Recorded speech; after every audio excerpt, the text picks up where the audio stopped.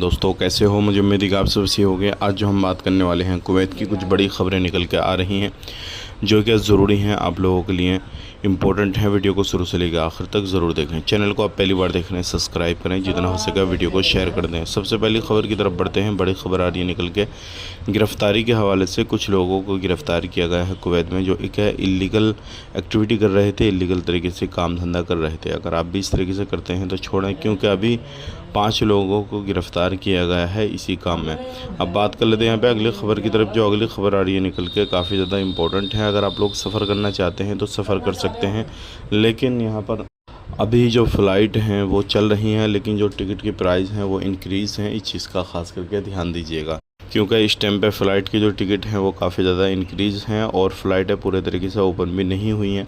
तो अगर आप डायरेक्टली फ़्लाइट लेना चाहते हैं इंडिया, पाकिस्तान, नेपाल, बांग्लादेश की कहीं की भी, तो पहले ही आप एक बार ज़रूर चेक करें।